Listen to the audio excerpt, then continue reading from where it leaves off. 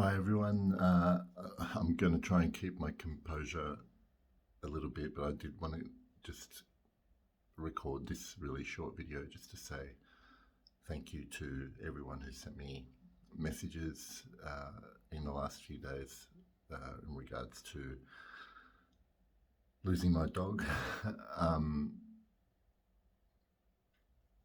It's come as a bit of a shock, but it happens. I just want you all to know how much it meant to me that I got those messages and comments, and I really appreciate it. And it's obviously been difficult, but reading all your well wishes has taken the edge off a little bit. So I just wanted to say from the bottom of my heart, thank you so much. And hopefully things will get a little bit easier from here on in. Thank you.